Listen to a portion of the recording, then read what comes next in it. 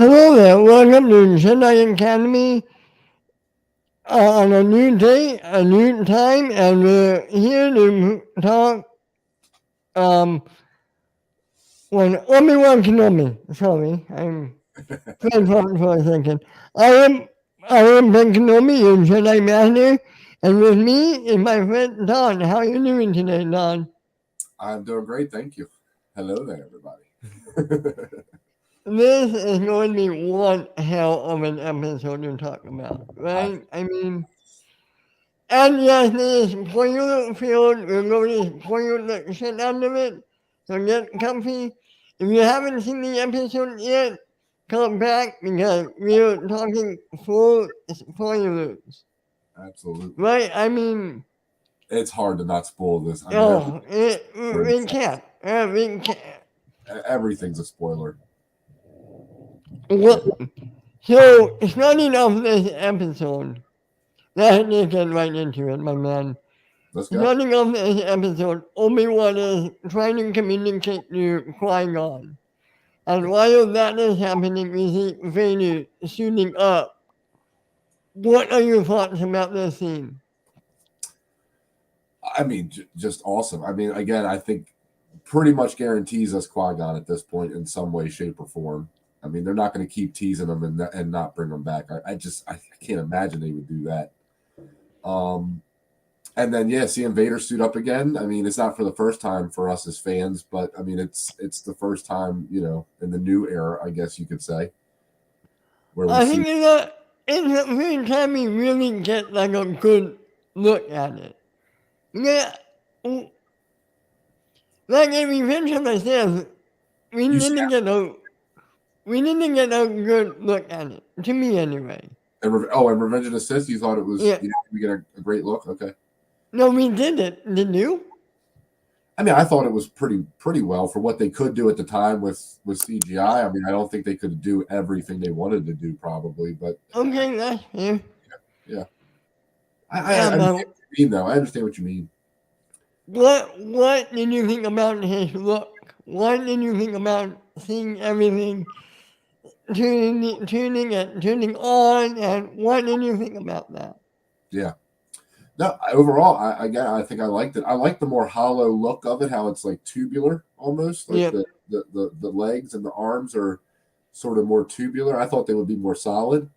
So I'm actually surprised Vader isn't more, mobile at this point. Then I would think he would be a little less stiff at this point, if that's the case.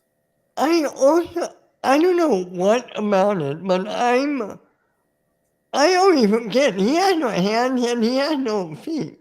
Nothing. Yeah, from knees You and elbows, right? Knees and elbows, pretty much on both you sides. know, that is a great tech he has. I mean, God, can you imagine if we had that tech in our reality right now? Oh my goodness, yeah. Oh my goodness, yeah. Especially with the Force on top of it all. And see, that was the other thing about Vader is he had to relearn how to use the Force after the Obi-Wan fight because he lost his limbs and he couldn't use Right. the Force the same way that he used to be able to use it. So that was also another thing he had to learn, and lightsaber battle and all that stuff he had to relearn almost. And I guess the voice was amplified, right? I mean, it had to be, right? Like, I would think so.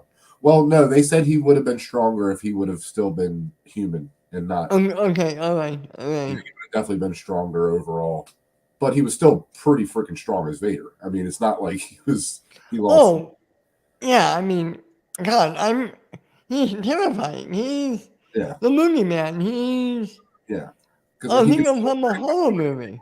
force even not having his arms and legs. I mean, he can still pretty much do a lot of devastating things with the force. So Do you think Vader is the most iconic villain in movie history?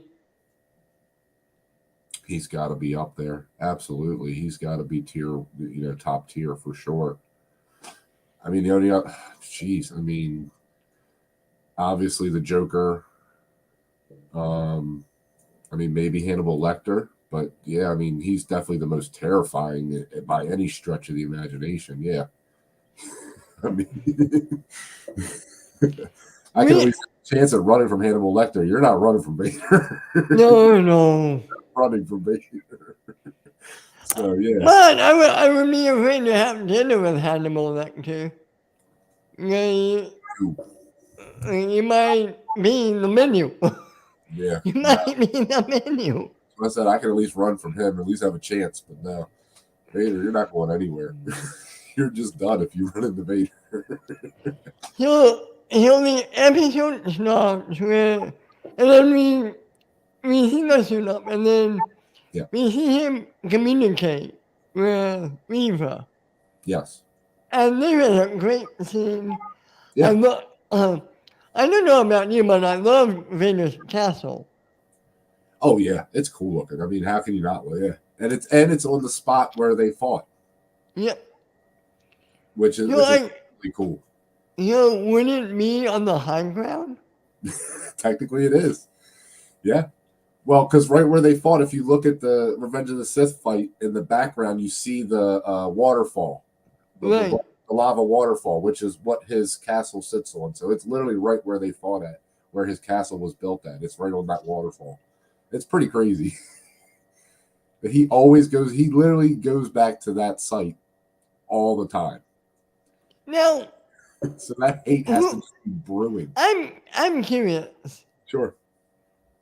Who chose that site? Did he did, or did the Emperor? Apparently he did. Yeah. No. Apparently he did. Okay. Built. Yeah. So that's what I said. I think it helps him connect to the hate. I think it helps him connect to the hate and everything that he once was. He just hates it now. I have to say, seeing it back, I know this wouldn't be possible, but kind of wish we got it in the original trilogy. Yeah. Kind of wish we had. Well, he even George Lucas had it in Empire Strikes Back. He did? It was in the script at one point. Oh, in the script. But, yes, it wasn't in the movie. No. But it was part of the script at one point. Yeah. So that the at least idea of Vader's castle. Now I don't think it was on Mustafar at that point. Okay. But at that time he was considering having him have his own castle at that time. Well, at least it was on Mustafar, not Exegol. Yeah. Exegol? Is that the name of that damn planet in episode 9? Yep, Exegol. Yeah. Right. Yeah. The one thing I think is actually really, really cool about it, and I can see kind of from his perspective why he would build it there, is he had to fight with Obi Wan there, obviously, and that's where he became full Vader. Everybody at least assumes, or that's where everybody assumes he died too. Yep. But also, it's literally, if you think about it, he's been a Jedi this whole time on Coruscant on a somewhat great existence, for lack of a better way of saying it. And he goes to this just completely lava-full planet with nothing on it, just destruction, basically. And it's what he wants to be. It's what he is at least trying to act like he is, at least. It's where Anakin died and Vader was born. True. Yep, that too. Absolutely. And building off of that, that's why in Return of the Jedi, that's why we see Anakin as hated, because when that Anakin in Return of the Jedi is the Anakin that died in Revenge of the Sith. Right. No, right. Yeah, absolutely. Yeah, that's Vader. That's Vader laying there, dead. Right. That's not Anakin. But the Force Ghost that we see at the end that is Anakin. I like that. I like that explanation. I like that idea. I might be pulling that out of my ass. I don't know, but dude, that's what Star Wars is. That's what Star Wars is, man. We are free to say what we want until they give us proof of something else. Right. We can have fun with it, man. So the blanks. The episode opens with Leia and and Obi-Wan, well, they had been running through the desert on a planet that who told them about that planet? It was that guy. It was a fake Jedi in the last episode, The last right? episode, he sent them there, and they were supposed to meet up with the officer that they meet up with later. Right. But they met at a rendezvous spot. Nobody was there. So Right. Leia, fucking Leia, I love Leia. Dude, she's Leia. She's Leia. Oh 100. my god. When she did, not call it what not call it what it is. She hitchhikes. They pick up, they look for a Basically, put her thumb hitchhiker. out at one point. She really just basically puts her thumb out, like waving it down, going like this. This alien picks him up. We the audience find out, okay, he works for the Empire. Yeah, yeah, And then on their travel, they end up picking up some stormtroopers. I love this scene when the stormtroopers were talking to them a little. yeah, That was a good scene. yeah, yeah.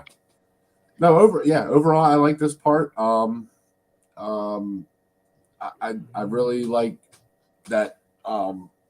Well, I tell you what I did notice right away was that Empire sign on the back of his truck. Right.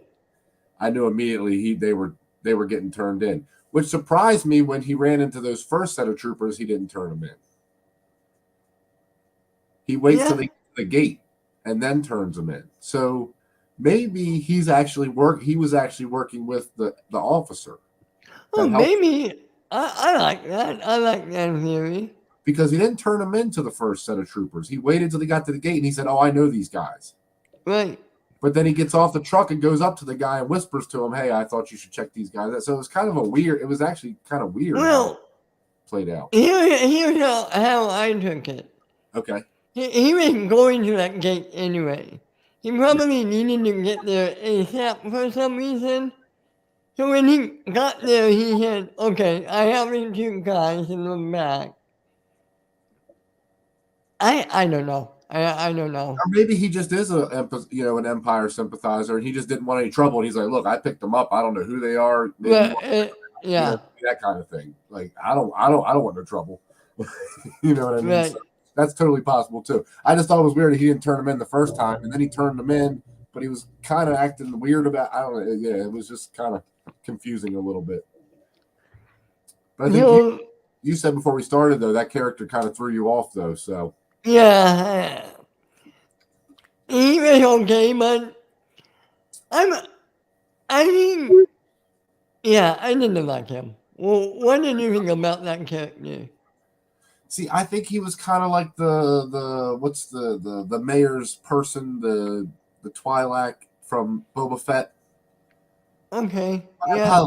Apologies. He was kind of like that for me. Just like I didn't really hate him, but I didn't really like him either. Just kind of weird. Yeah, I didn't hate him, but to me, he didn't fit in the show. He didn't fit the show. Yeah, no, I agree, 100%. Yeah, no, that's kind of how it felt for me too. It was just sort of like, I can, yeah.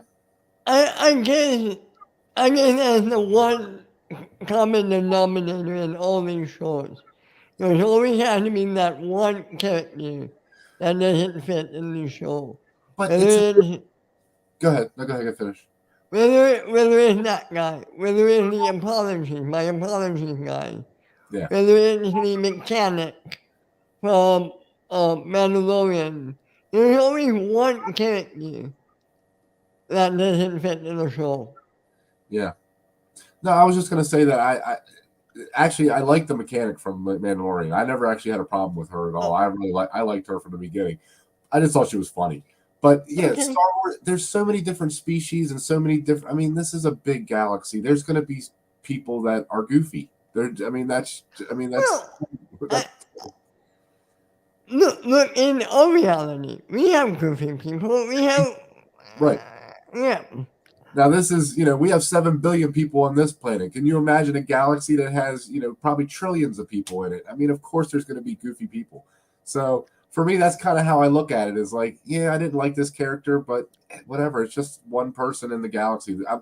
Now, if they made a show around that character, yeah, then I'm gonna be like, okay, no, this is ridiculous. Like now we're into a different realm. I think we could both agree on this. He's better than Jar Jar. Yeah, Sorry, I sure. had to say it. I had to say it. I'm sorry. But I will agree he was just an odd fit for that scene and that just an odd fit. But okay, but they get rescued by the Oh, person that they were. sorry, one thing before we move on, I have to say one thing because there's a line that when they're with the stormtroopers, they pick them up and then they have the little conversation, and then the one stormtrooper says, "So what's your story?" And he's like, "Oh, it's a long story," and he's like, It's a long trip." And then 2 seconds later, he's like, "All right, this is our stop." It's just like, wait a minute, how's he going to tell you a whole story that it's literally like 5 seconds down the road? Like they can still see where they picked them up at. Right. Like, picked you up right there. I don't know. It was just a weird thing, and I just always pick up on little things like that make me laugh. It's like, this is weird. So they get captured, but they get rescued by the woman that they were waiting for. She's from Game of Thrones. Do you remember her? Yeah, I read about the actor. That's a woman from Game of Thrones, right? She was Pedro Pascal's wife. And, right. Yeah. I thought that was a cool because I was like, where do I know her from? Where do I know her from? And I realized that that's who it was. Can I be honest? I liked you in this better than I liked you in Game of Thrones. Yeah, she was just kind of a bitch in Game of Thrones. Yeah. She really was. But I thought she was good in this. I had no issue with her at all. Yeah. She fit the character, it felt like. So they go into this underground tunnel to escape. Yeah. But while there, this is really when the episode starts. When they get down there, they hear a ship coming, and he's here. Vader and the... Well, first, before Vader, we get the little scene where they're in that little hideout room where she helps the Jedi at inside that little area, and we get Quinlan Voss still alive. Right. And, one thing we forgot to mention. They asked Obi Wan about his family. I found this interesting. Yeah, I did want to talk about that. Yeah, that was a cool scene actually because he kind of has a memory or two, but nothing's solid or concrete, and he remembers having a brother. I kind of like that. Yeah, just that. Yeah. It kind of reminded me of Finn from The Force Awakens. Well, you know what it kind of reminds, or actually how it hit me was, this is a scene that sort of more establishes that Obi Wan has disconnected from the Jedi way. Because he's actually reminiscing about missing and not having a family and being taken by the Jedi and, missing out on that part of his life. Because for a second, he's like, yeah, I kind of wish I would have knew him.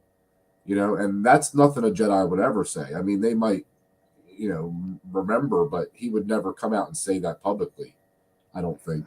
Well, to be fair, he was alone at that time. Right. Well, if they're going to add, I'm just saying, if they're going to do this story of how he has been disconnected and this is why, I think that helped add to that reason why, or at least to that story of saying, yes, even I now am parted with the Jedi ways to the point where I've at least thought about having a different life and what my life would have been without that part of my life.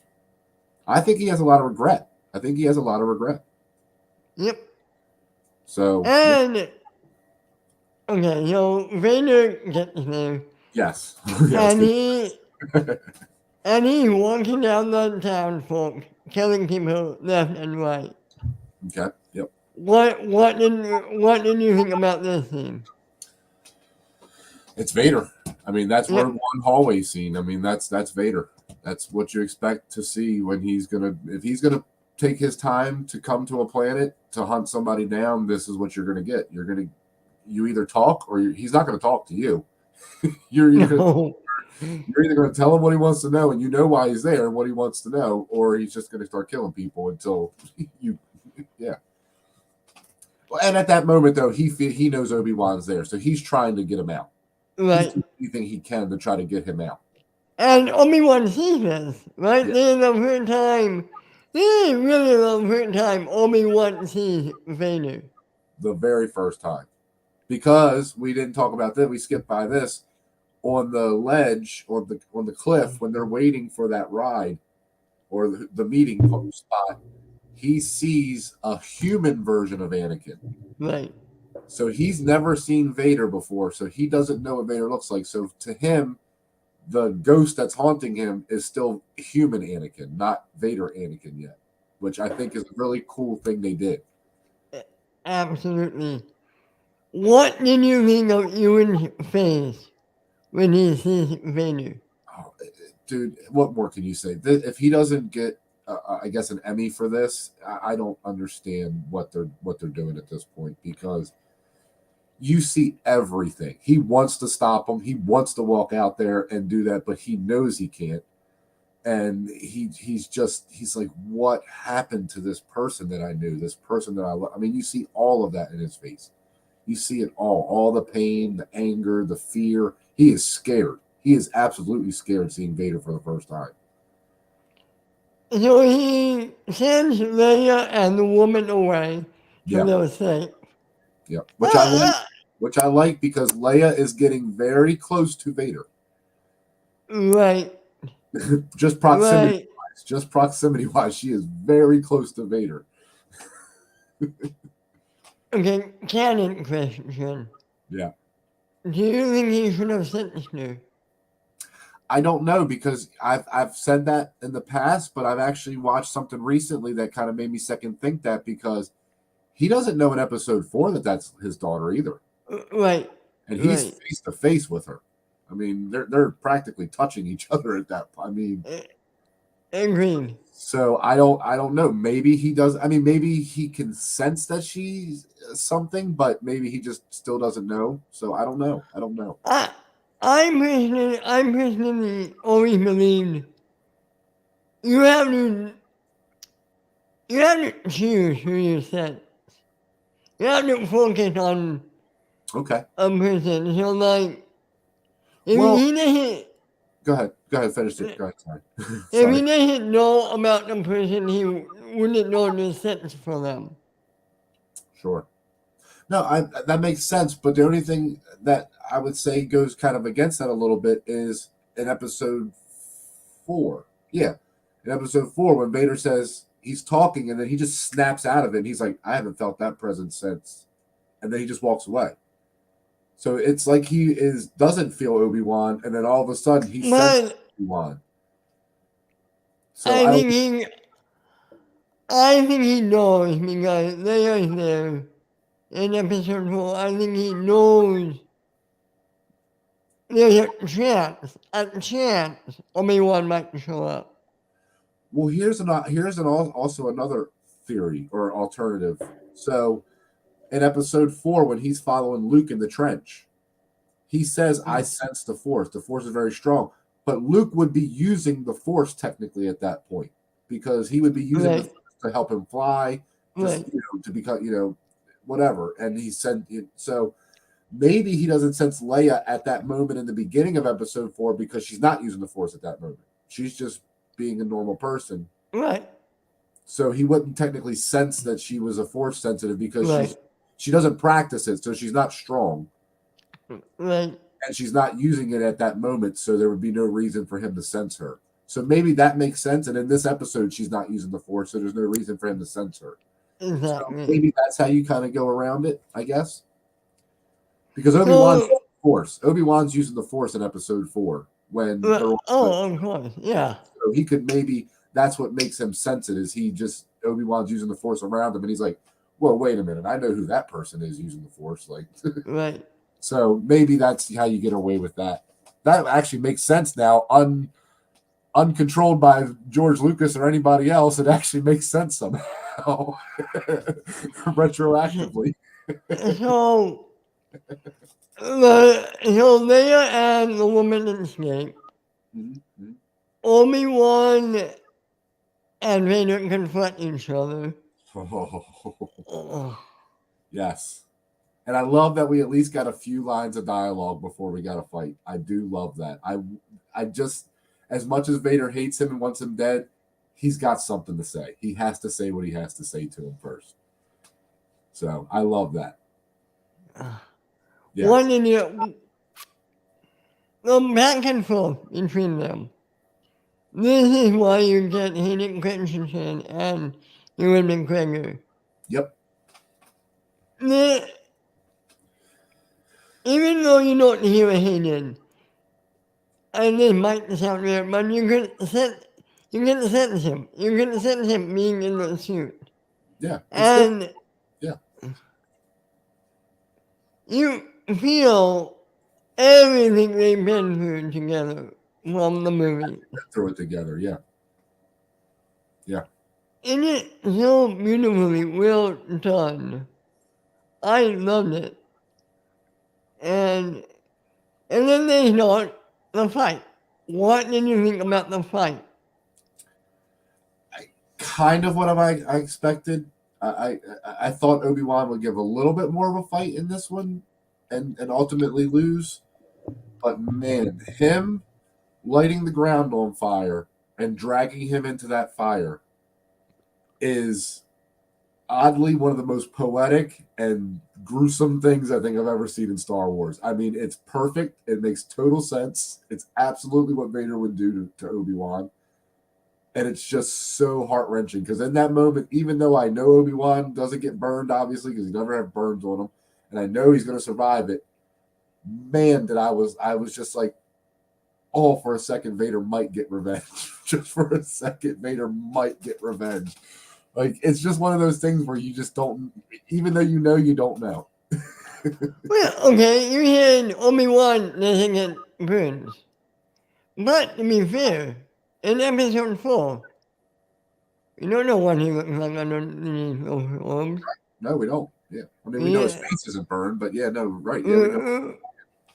For all we know, he's opened up inside those robes. Oh, and in that shot, when he's in the fire, you can kind of see he's on his side. Right. And his face isn't in the fire. It's just his side and like his arm and kind of his leg and side. So he's not like engulfed in the flames, but he's on fire at least a little bit. And then the woman comes back. She rescues him. Yeah. They get away. Vader gets away. They get captured again by Reva. I saw that coming. I was so upset. I said, I knew it was going to happen. I just knew it. I just knew it. As soon as they split up, I said, she's getting caught again. Okay. Same here. Yeah. I'm curious. Have you watched any reviews yet? Have you watched Dan's review? I watched Dan's and actually I think that was it. Yeah, I think that was it that I watched. Oh no, Real Rejects. Okay. With Ace. They did one with Ace Cabrera. I haven't watched that one, but I watched Dan's review. Yeah. Do you agree with Dan about the last scene in the show? About that actor? What? Do you think that's Ryan Johnson? Oh, it looks like him. It looks like him. It sure looks like him. Yeah, no, I saw that. Yeah, it looks like him. It definitely looks like him. Yeah, because he's laying there and turns the camera so you can see it straight. You know, it looks just like Ryan Johnson. Man. Do you think Danny is that gutsy to do that? Maybe it's Deborah Chow that gutsy to do that. Wow, her first show through Star Wars. I mean, she's going to get more. Obviously, she's going to get more. I mean, I can't imagine that after, even if you don't like this show, her directing is amazing. I mean, she's doing a great job with this show. So, yeah, I hope it's true. I kind of hope it's true. Me too. I kind of hope it is.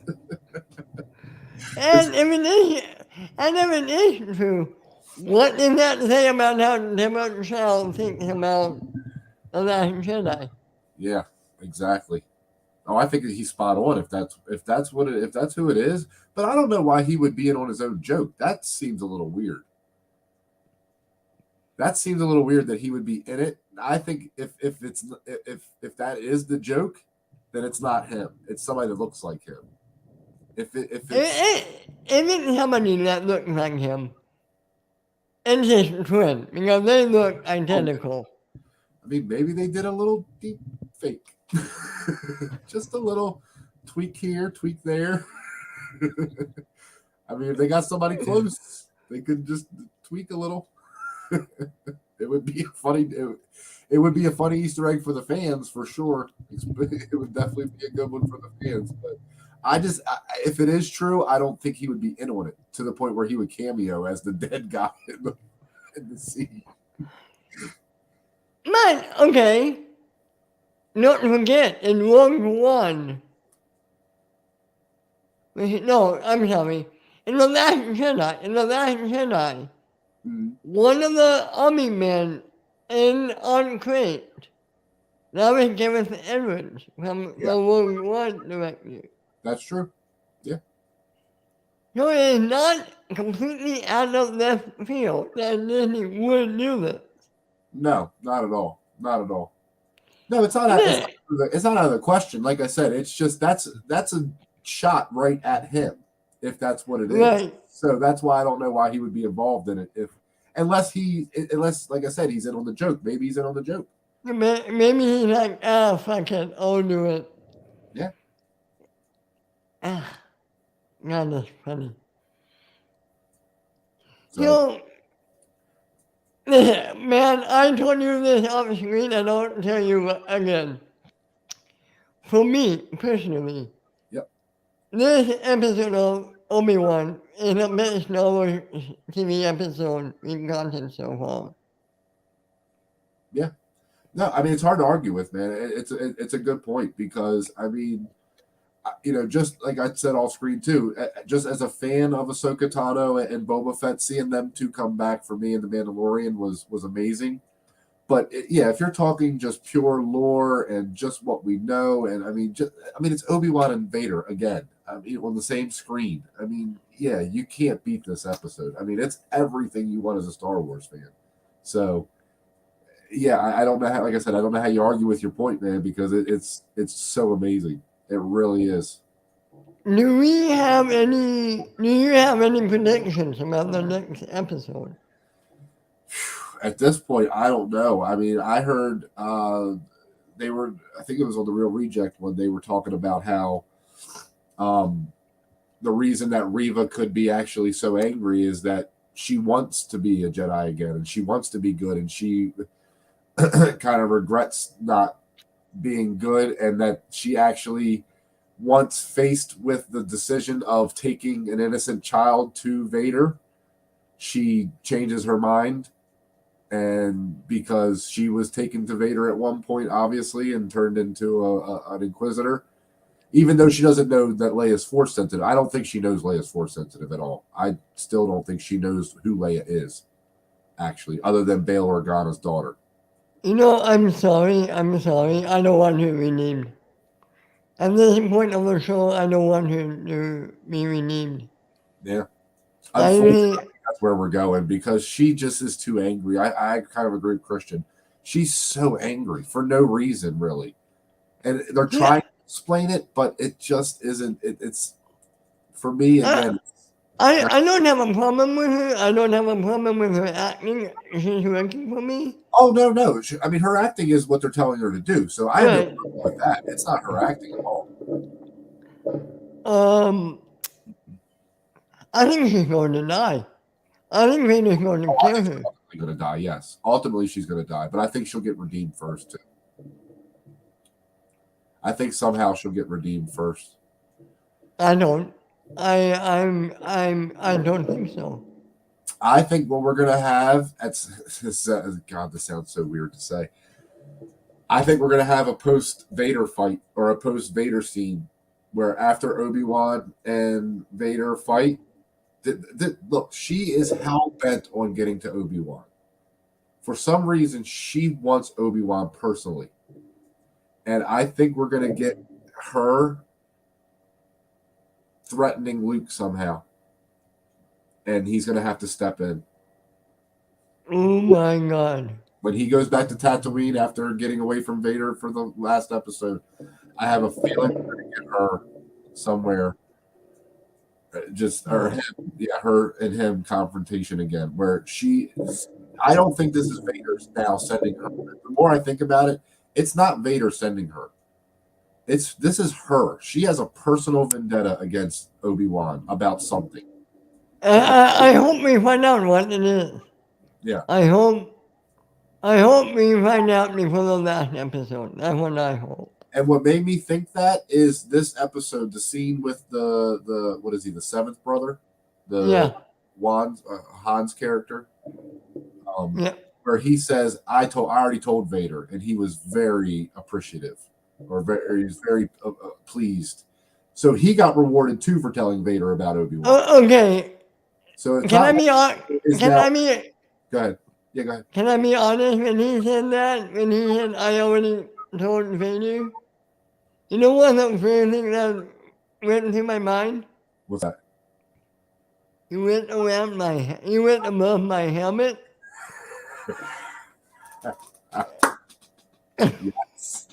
Yes, that's good. Come on.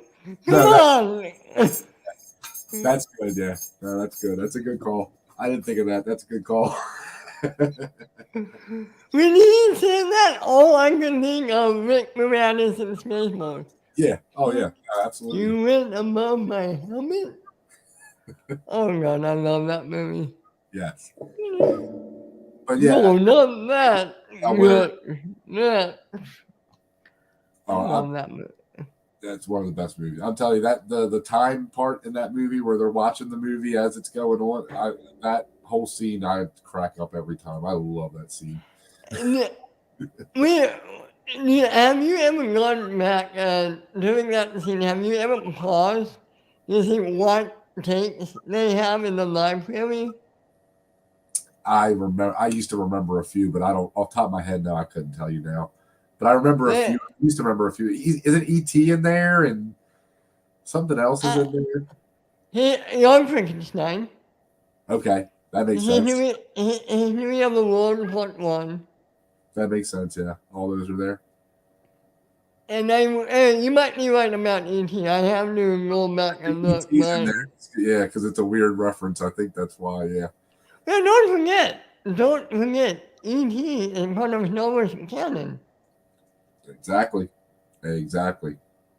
I still point everybody to that scene in E.T. where he looks at Yoda. Yeah.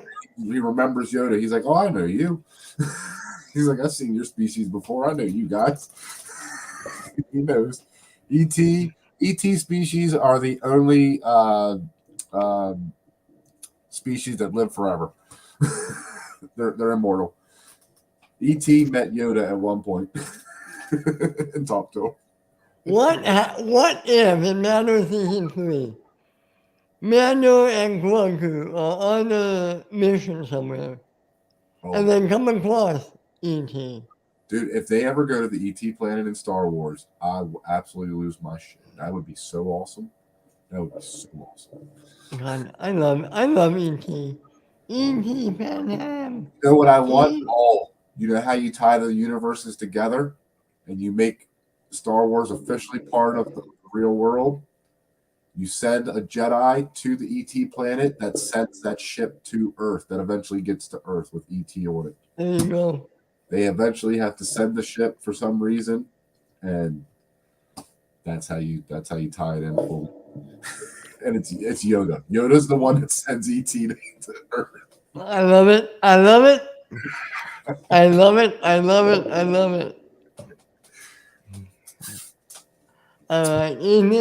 So I will say this as one last thing to say about the episode, though. Yeah, please go right ahead, my man. I have one little criticism that I do think, as little as it is, in that real episode, if that's happening, I'm sorry, Obi-Wan's dead. Vader destroys Obi-Wan at that moment. There's no way Obi-Wan walks away from that moment. If Vader is that strong, no way. Okay, but you have to remember, we have 3 episodes left. So 3, I know. And bring it up. And not to mention, he had to be alive for episode 4. Well, right. Oh no, A New Hope. A New he's Hope. in danger of actually dying. I just think it could be a little less convenient how he got away. That's all I'm saying. A little better writing. That's all. Yeah, I'm not saying that he has to be even close to dying. No, I don't want to see that either because that doesn't make sense either. That just fucks Cannon up completely. Yeah, right. No, that's why I said even him dragging him in the fire, it only lasted a few seconds, which that's fine. If that would have been like 4 minutes straight of him in the fire, then I would have been like, wait a minute now.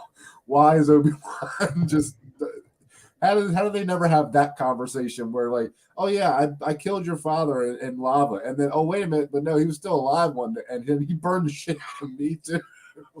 Oh, I can tell you, all that was missing. What would have made that fight even better if Vader at one point said, "No, I have the high ground." You know what I kind of would have what I thought was going to happen, which I think would have actually made a little more sense in that moment, is that fire raising up sort of gives Vader a little bit of a pause, and he remembers burning, and you see the flashback of him burning while Obi-Wan is in that fire, and then that's when the droid comes in, saves Obi-Wan, but Vader's kind of out of it for a second because, he's thinking about when he was on fire too. I like that. I like that quite a bit. Just a quick flash of him burning on Mustafar and just sort of like pan in on his face with those flames in his eyes the way they were. Just right in on that. Oh, that would have been so much more powerful, I think. Other than just kind of standing there like, yeah, okay, I'm just going to wait for them to come and get you and save you, and I'm just going to keep standing here. It was just weird. Like I said, I think if you just give him a little reason why he's hesitating, then it makes more sense for me. I like that. Yeah, like I said, if you show that one just quick scene of him burning on Mustafar, I think that totally, and then quick cut to Obi-Wan screaming, and then back to his face, that kind of thing, something like that, I think would have worked better in that scene. Maybe we'll get something like that in the final episode or two. Look, at this point, we could get another duel on Mustafar at this point. He could follow Vader back to Mustafar at this point. He's like, you know what? Screw this. I'm just going after him. Maybe in the next episode, he gets his courage back and he's just like, you know what? Screw this. I'm going to find him wherever the hell he is. Like, we don't know. You know what I think might happen? I do think we get Qui-Gon, and I think he's the one who snaps Obi-Wan out of it. I hope so. I kind of hope so too. Yeah. I think that's what happens. But okay, so here's another question I have. Actually, I wanted to bring up. So there's a scene from the trailers where Reva is fighting with her lightsaber, and she kind of like whips it behind her, and she's shooting back laser bolts at somebody. Right. And it looks like that hangar that she's walking through at their base. Okay. So I think at some point she's fighting the Inquisitors and the stormtroopers in that base. Well, I